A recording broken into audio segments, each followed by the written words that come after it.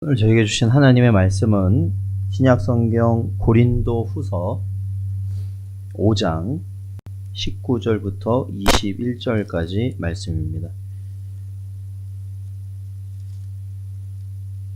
고린도후서 5장 19절부터 21절까지 말씀입니다.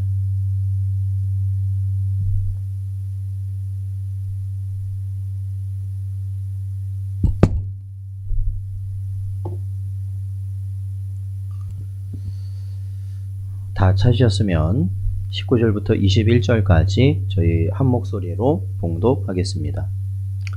곧 하나님께서 그리스도 안에 계시사 세상을 자기와 화목하게 하시며 그들의 죄를 그들에게 돌리지 아니하시고 화목하게 하는 말씀을 우리에게 부탁하셨느니라.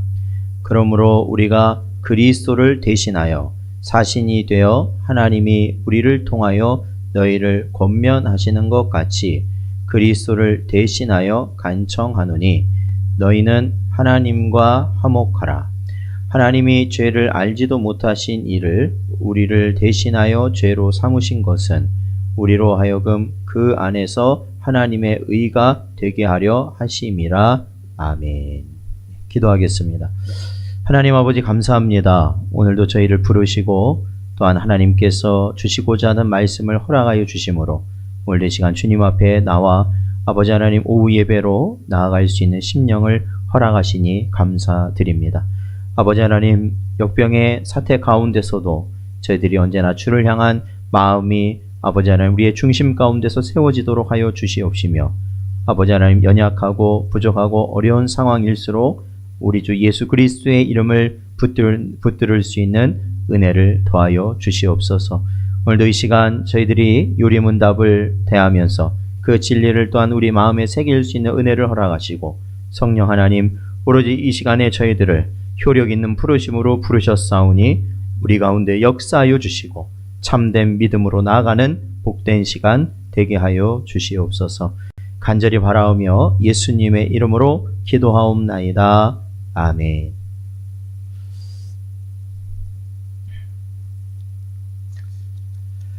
오늘은 저희가 웨스트민스터 소요리 문답 33문을 저희들이 보겠습니다. 제가 문제를 읽고 여러분이 답을 읽어 주시기 바랍니다. 33문입니다. 의롭다 하심은 무엇입니까?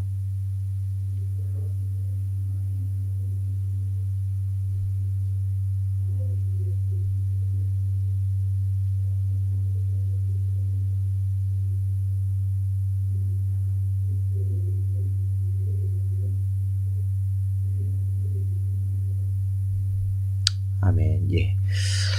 저희가 지난 31문부터 32문을 통해서 성령 하나님의 내적 역사, 내적 역사인 바로 효력 있는 부르심에 대한 가르침을 저희들이 살펴보았습니다. 그러니까 우리가 하나님의 부르심이라고 하면 보통은 누구에게만 해당한다 생각하냐면 무슨 사역자나 아니면 특수한 어떠한 선교를 감당하는 그런 목회 사역을 감당하는 자만 어떤 이런 부르심과 상관이 있다고 생각하지만 그것은 뭐 성경에 나오는 아브라함이나 모세나 아니면 기드온이나 이와 같은 자들에게만 해당하는, 그러니까 하나님께서 어떠한 임무를 주시기 위해서 그들을 부르시는 것이고 사실은 더 중요한 부르심은 방금 저희들이 나누었던 성령 하나님의 효력 있는 부르심이라는 겁니다. 이게 뭐냐면 내적 부르심. 이게 왜 더 중요하냐면 이 부르심은 결국에는 우리 한 사람 한 사람의 구원을 우리에게 허락하시는 길로 인도하시는 부르심이기 때문에 그렇습니다. 그러니까 한 사람이 이 세상에서 어떠한 초자연적인 능력을 실행하는 그 어떠한 능력보다도 사실은 더 중요한 것이 무엇이냐면 바로 한 생명이 멸망할 수밖에 없는 한 생명이 어떻게 되는 겁니까? 바로 구원을 얻게 되는 그것이야말로 가장 귀하고 그것이 가장 놀라운 기적이라는 것이죠. 자, 우리 로마서 8장 30절을 한번 찾아보겠습니다. 로마서 8장 30절 말씀입니다. 신약성경 로마서 8장 30절 말씀.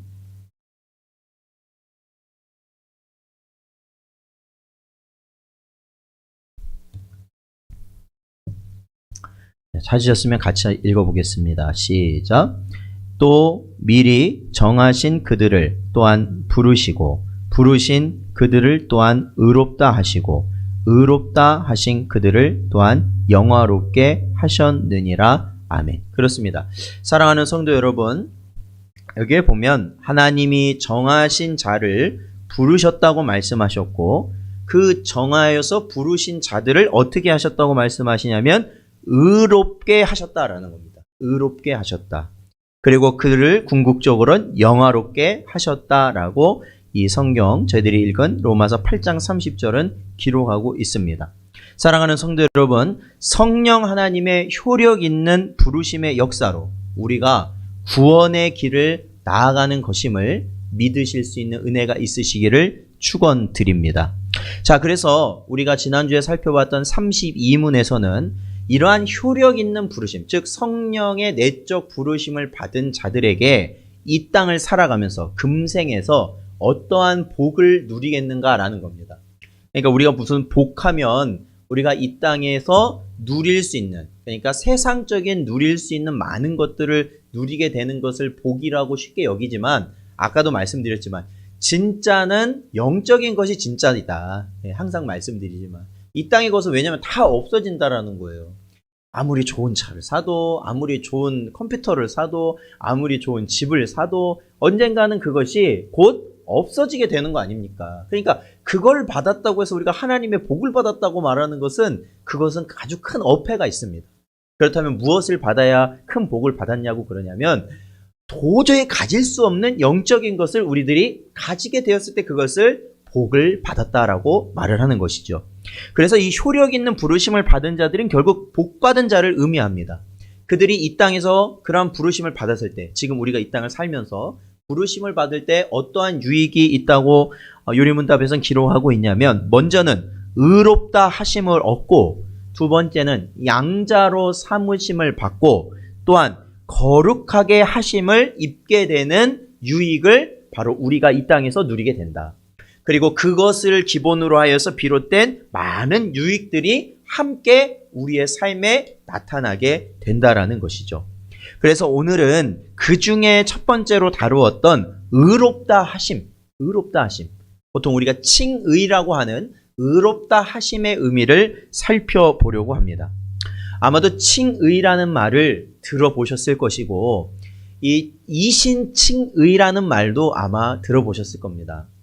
그러니까 이거는 아주 우리 그 기독교 교리 가운데 아주 중요한 진리입니다. 그러니까 이신칭이라는 것은 바로 믿음으로 의롭게 된다라는 겁니다. 믿음으로 말미암아 의롭게 된다.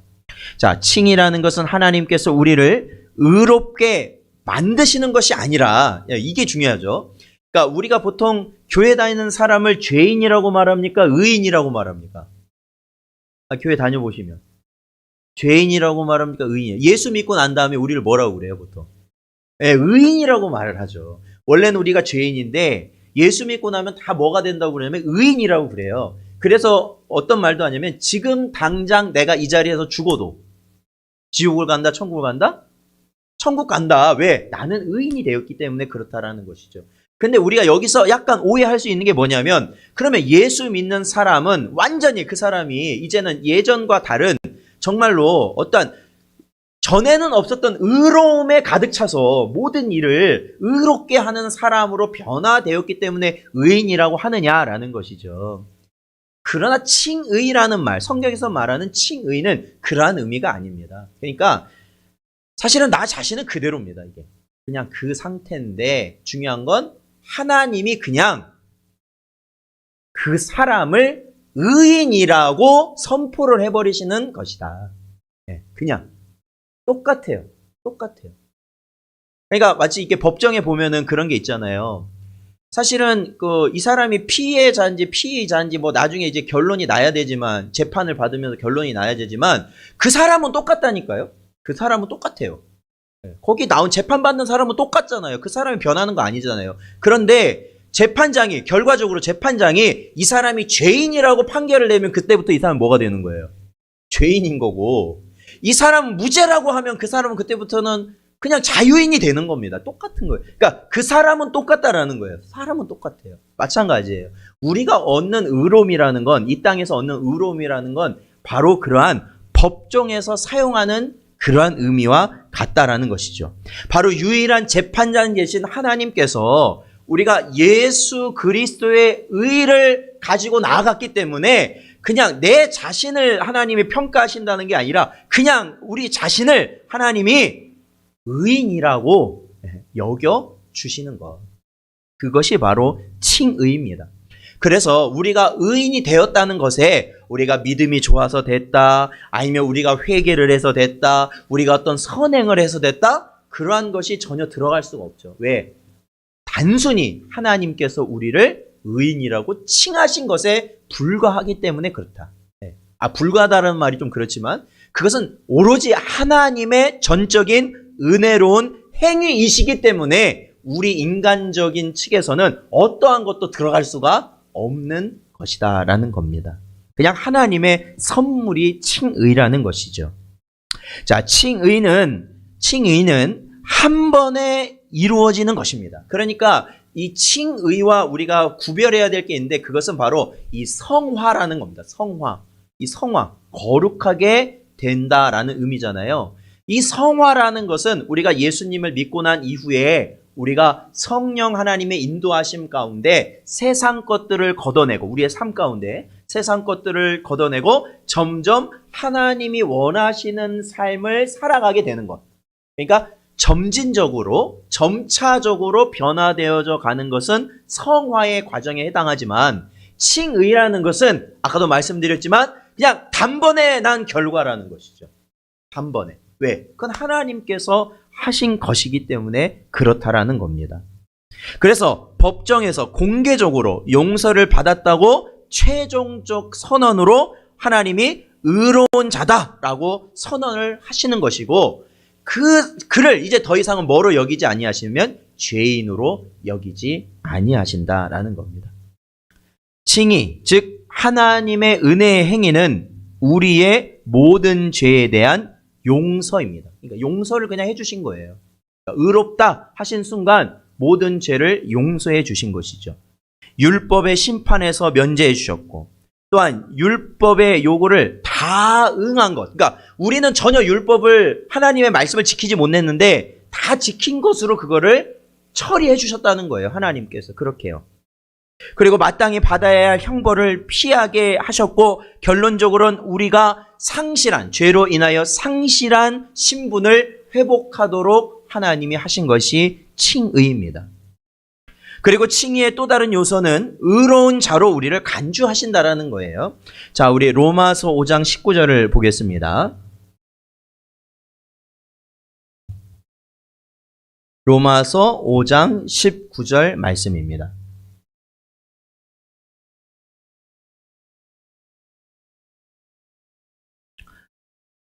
자, 5장 19절 같이 읽겠습니다. 시작.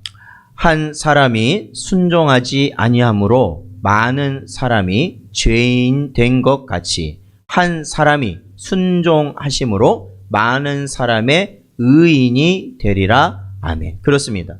결국에 우리 주 예수께서, 그러니까 우리가 보통 예수님 하면은 항상 그렇죠. 그 이미지가 클 수밖에 없어요.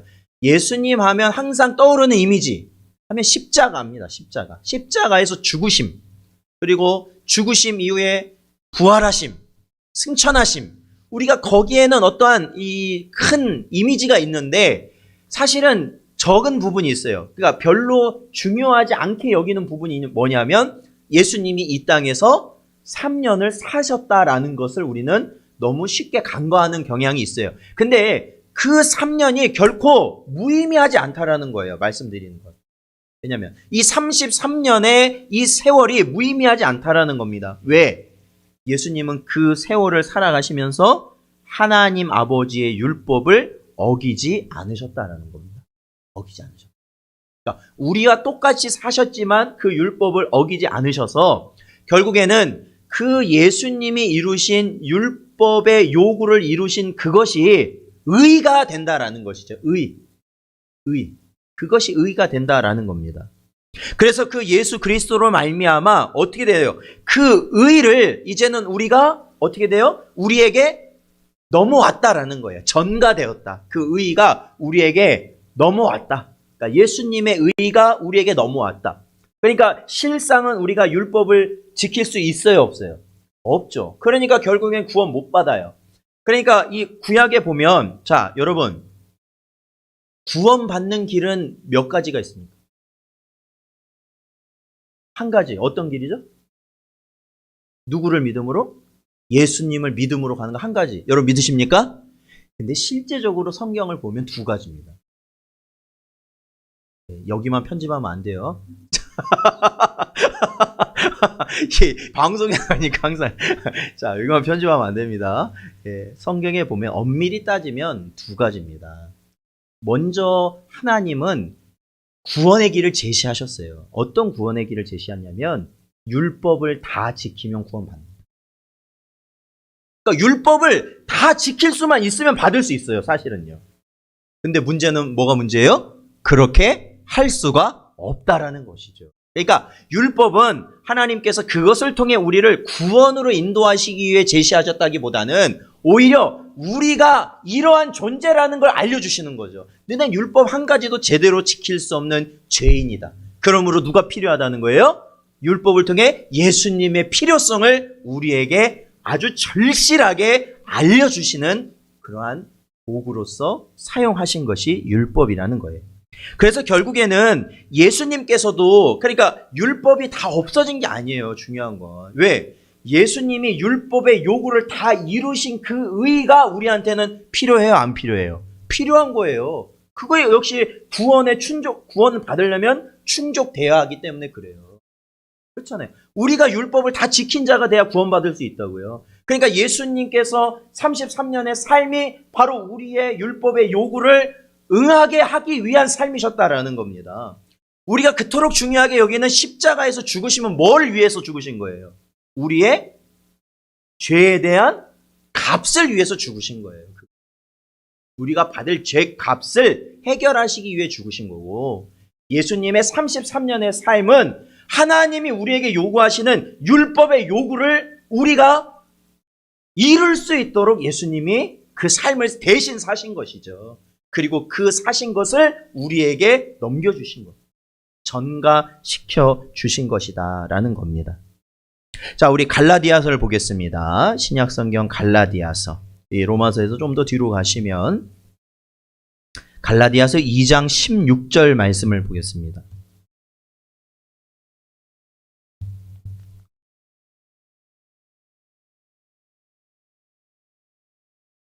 갈라디아서 2장 16절 말씀. 자, 같이 읽어보겠습니다. 시작. 사람이 의롭게 되는 것은 율법의 행위로 말미암음이 아니요 오직 예수 그리스도를 믿음으로 말미암는 줄 알므로 우리도 그리스도 예수를 믿나니 이는 우리가 율법의 행위로서가 아니고 그리스도를 믿음으로써 의롭다함을 얻으려 함이라. 율법의 행위로서는 의롭다함을 얻을 육체가 없느니라. 아멘. 그렇습니다. 이 갈라디아서 2장 16절에서 말하는 게 그겁니다. 결국에는 우리 사람이 의롭게 되는 길이 우리의 행위로서는 얻을 수가 없다라는 겁니다. 그러니까 여기서 행위라는 건 뭐냐면 율법을 지키는 겁니다. 율법을 지키는 거. 근데 그렇게 할 수가 없다라는 것이죠. 그러므로 우리가 예수 그리스도를 믿음으로 인하여 예수님이 이루신 그 의를 우리가 덧입는 것이다. 그 의가 우리에게 주어진 것이다. 여러분, 아마도 저희가 이 진리를 우리가 마음속 깊이 이해하고 받아들이기까지는 아마 시간이 걸릴 수 있습니다. 그러나 너무 중요합니다. 이게 핵심이에요, 사실은요. 우리들이 이 오후 예배 시간에 하는 것들은 굉장히 중요한 내용들입니다. 굉장히 중요한 내용들이에요. 왜냐하면 벌써 우리가 알고 있는 편파적인, 그냥 파편적인 구원의 지식이 아니라 사실은 그것을 온전하게 만들어서 우리에게 알려주고 있는 것이기 때문에 그렇습니다. 그래서 우리가 오직 믿음으로 얻게 된다. 그렇죠? 구원이라는 것은 바로 예수 그리스도를 오직 믿음으로 얻게 된다라는 것은 바로 우리의 행위로는 의로워질 수 있다라는 것을 철저하게 우리 자신이 부정하는 것이다. 아, 내가 될 수 없구나. 우리의 행위로 될 수 없구나. 그러니까 오직 믿음으로 구원을 얻는다는 그 말 가운데는 우리는 우리의 힘으로는 도저히 의로워질 수 없다라는 의미가 이미 거기에 내포되어 있다라는 겁니다. 마치 오늘 주일 예배 같은 거죠. 오늘 주일 예배 때 저희들이 다루었던 내용처럼 바로 자기 자신이 죄인임을 철저하게 깨달아야 된다라는 거죠. 저는 우리의 우리 성도들의 삶이요, 철저하게 성경적 기준과 가치관 속에서 이루어져야 한다고 저는 확실히 믿습니다. 여러분 그렇게 믿으십니까? 그렇다면 우리가 이 말씀을 들을 때뿐만 아니라 사실은 우리가 가정에서나 직장에서나 어디에서나 중요한 것은 이 개념이 그대로 적용된다라는 겁니다. 뭐예요? 내가 죄인이라는 겁니다. 내가 죄인. 저 사람만 죄인이 아니라 우리가 하나님 앞에서는 모두가 죄인이라는 겁니다. 모두가 죄인. 그렇기 때문에 우리에게 있어서 가장 필요한 것은 돈도 아니에요. 가장 필요한 것 명예도 아닙니다. 가장 필요한 것 인맥도 아닙니다. 중요한 것은 예수님밖에 없다라는 것이 우리의 삶 가운데 절실히 드리워질 수밖에 없다라는 거죠. 예수님 아니고서는 안 됩니다. 우리의 가정에 예수님을 모시지 않고서는 안 됩니다. 바로 설 수 없어요. 우리 직장이 예수님과 함께하지 않으면 바로 설 수 없습니다. 그거예요. 그러니 제가 이번에도 제가 몇 분한테는 그 말씀을 드렸는데, 예수님 중심으로 산다는 거에 있어서 가장 우리가 이 땅에서 할 수 있는 가장 기본적이면서도 가장 중요한 모습이 뭐냐면 예배라. 예배. 하나님 모시고 산다는 가장 기본적인 것. 저는 예전에 그런 생각을 했어요. 어떠한 이 가정에서 예배를 이렇게 드린다는, 어떤 예배를 드려야 복을 받는다, 이러한 것에 대해서 좀 뭐랄까요, 그냥 좀 이 젊은 목회자들은 약간 그런 거에 대해서 좀 이렇게 약간 부정적인 시각이 있거든요.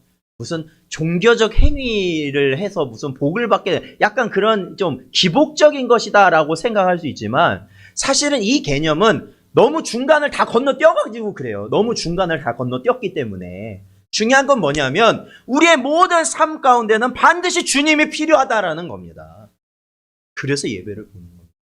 그래서 내 삶의 모든 것은 하나님이 책임지시고 하나님의 계획하심 가운데 이루어진다라는 것을 인정하는 겁니다. 그래서 예배를 보는 것이죠.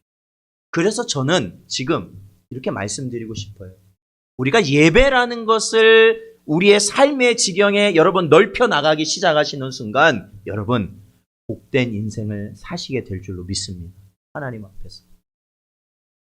여러분이 지금 바라보시고 있는 이 세상의 산적한 일들, 여러분의 힘으로 절대 안 됩니다. 여러분이 생각하시는 무언가가 있다면 그대로 안 됩니다. 이렇게 하면 될 것 같다고 여러분 생각하시면 그거 가지고는 안 됩니다. 그런데 중요한 거는 우리가 그것을 이제는 방향을 틀어서 이제는 먼저 모든 것에 앞서 하나님께 여쭙고 하나님의 은혜대로 살아가기를 구하는 예배의 양식이 우리의 삶 가운데 들어오기 시작한다면 여러분 달라지는 것이 확신합니다. 달라질 거라 저는 확신합니다. 왜? 그것이 약속이기 때문에 그렇습니다. 그리고 지금 제 주변에서도 여러분 오늘날 같으니까 오히려 어떤 사람들이 많이 일어나는지 아십니까? 오히려 네. 교회는 그러지 못하는데 오히려 한 사람 한 가정이 예배에 더 힘쓰려고 하는 자들이 일어나고 있더라는 거예요. 오히려 진짜 예배를 찾아가기 위해서 몸부림치는 자들이 있더라는 것이죠. 근데 놀라운 은혜는 그러한 가정, 그러한 개인을 하나님이 결코 내버려 두지 않으시다라는 겁니다. 하나님의 일을 감당할 수 있는 능력을 주시고 그러한 기회를 주시고 또한 그들에게 나아가야 할 길을 제시해 주시더라는 것이죠. 사랑하는 성도 여러분, 우리가 예수님을 믿음으로 그 의로움을 덧입었다라는 것은 실상 우리는 이제 예수님밖에 없다라는 겁니다. 예수님밖에.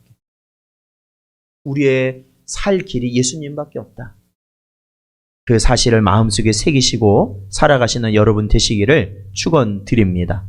자, 의롭게 하는 믿음은, 그렇죠. 의롭게 하는 믿음. 우리를 의롭게 하는 그 믿음은 오직 그리스도만을 바라보고 의지하는 것입니다. 그러니까 믿음이라는 것을 우리가 이해할 때, 자, 아까도 이제 저희가 잠깐 나눴지만, 우리가 구원을 얻기 위해서는 어떻게 해야 구원을 받을 수 있을까요?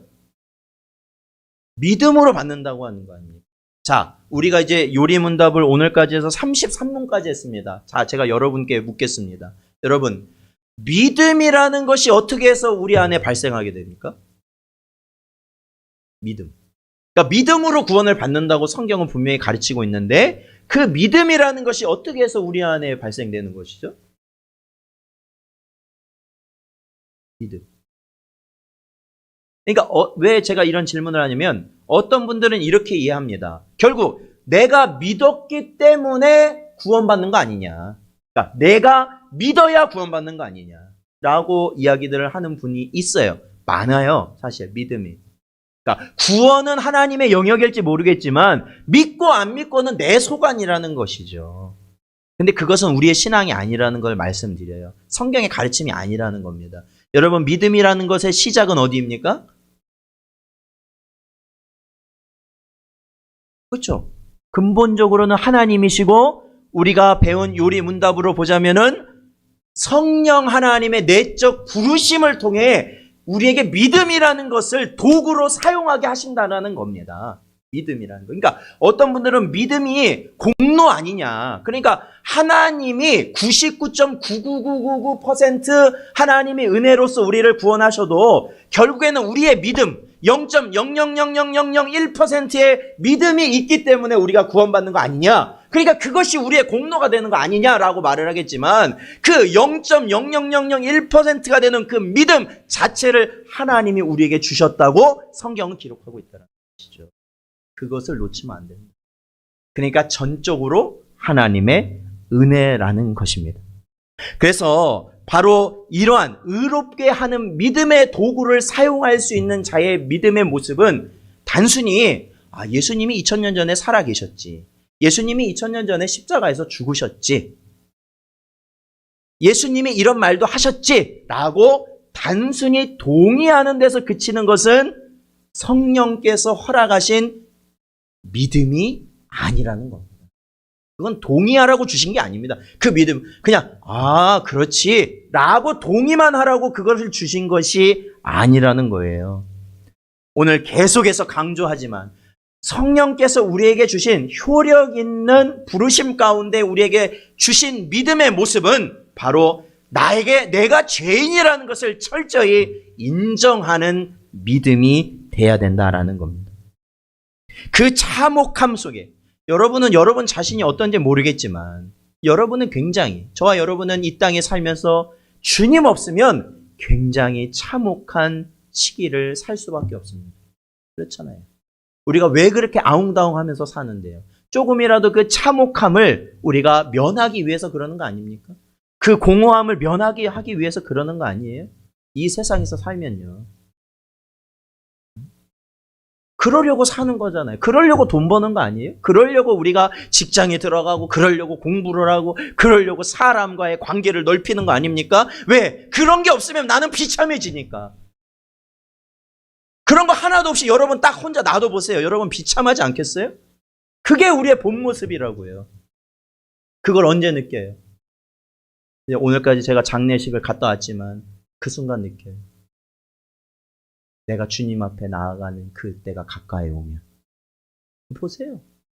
제가 연로하신 우리 성도님들 가서 예배도 해드리고 가서 만나 뵙고 하면은 여러분 그분들요 왕년 얘기하면 웬만한 유명한 사람 다 저리 가라 해요. 왕년에 뭐 했다 하면 왕년에 하신 거 따지면.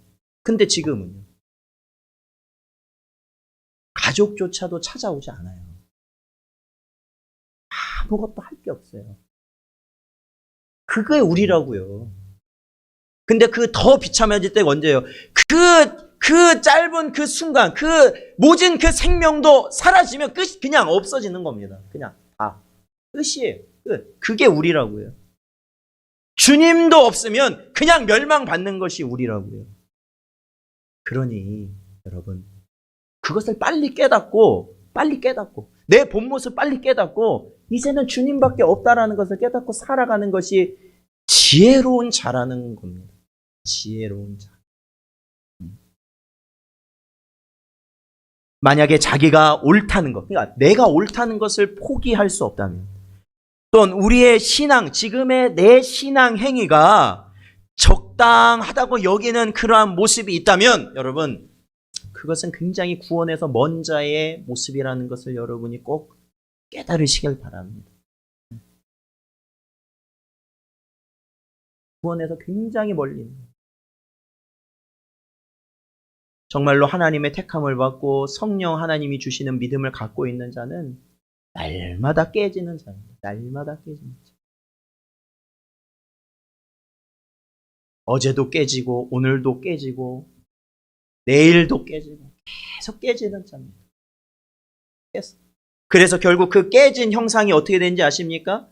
처음에는 그 모양이 보이지 않다 결국 그 안에 예수 그리스도의 모습으로 점점점 나타나는 자가 참된 믿음을 가진 자의 모습이라는 거예요. 깨지지 않는 설교는 아무 소용없습니다. 그래서 마음을 평안하게 하고 듣기 좋은 말로 포장된 그러한 이야기들은 아무 유익이 없습니다. 왜 그러냐면 여러분 그런 것은 설교를 들어서 설교로 들을 필요가 없습니다. 요즘에 여러분 유튜브 한번 들어가 보십시오. 거기에 뭐 별별 게 다 있습니다. 마음을 행복하게 할 이야기도 있고 기쁘게 할 이야기도 있고 여러분 낙심을 왜 하여튼 여러 가지 있습니다. 여러분이 원하는 주제별로 다 있습니다. 거기서 들으세요. 거기서. 설교는 하나님 말씀은 결국에는 내 부서지지 않는 자아, 내 자아를 깨뜨리는 정과 같은 역할을 하는 것이야말로 우리를 참된 생명의 길로 인도하는 설교가 됩니다. 그러니까 그러한 설교 말씀에 우리가 은혜를 입으면 가정이 변화되는 겁니다. 깨지니까. 본인이 깨지니까. 본인이 안 깨지면 가정이 안 변하죠. 부모가 변하는 것이고 배우자가 변하는 것이고 자녀들이 변하는 것이에요. 깨지니까. 안 깨지면 어떻게 그게 변하겠습니까? 직장에서의 나의 삶이 바뀌어지는 거예요. 다른 사람과의 모든 관계가 바뀌어지는 거예요. 깨지기 때문에 그것이 가능한 것이지 깨지지 않는다면 여러분 그거는 바뀔 수가 없습니다. 바뀔 수 없어요. 그래서 의롭게 하는 믿음의 특징은 심령이 가난하며 아이와 같이 자신의 무능을 인정하는 상태로 오직 예수 그리스도만을 바라보는 것이죠. 그러니까 지금 당장 일어난 문제를 바라보면 안 된다고요, 여러분. 제 지혜를 말씀드리는 거예요. 그 문제를 바라보면 바라볼수록 여러분 그 문제 속에 블랙홀 같아요. 그거는 끝이 없어요. 여러분과의 어떤 문제가 있는 사람을 바로 바라보면 안 된다고요. 그 사람 바라보지 마시라고요. 그러면 똑바른 관계가 이루어지지 않는다니까요. 제가 재작년에 한번 이런 말씀을 드렸던 것 같은데 밤중에 운전하시는 분들은 야간 운행하시면 밤중에 넓은 고속도로 말고 어떤 국도 차선 하나씩밖에 없는 왕복 1차선인 국도 간다고 생각해 보세요. 야간이니까 다 라이트 켜고 다니잖아요, 보통. 그러면 앞을 보면은 눈이 안 보인다니까요, 잘. 그 앞에 라이트가 막 비치니까. 그러면 어디를 봐야 돼? 그 라이트를 똑바로 보지 말고 선을 보고 가면 된다고요, 그때는. 선을. 내가 선을 지키고 가면 되니까. 그러니까 시선을 피해서 기준을 보고 가면 된다고요. 그게 바로 주님이라고요. 제가 말씀드리는 게. 주님을 보시라고 말이 그 말이에요. 그러면 우리가 똑바로 갈 수 있다고요. 똑바로. 근데 사람을 직접 보면 문제 생겨요. 반드시 문제 생깁니다.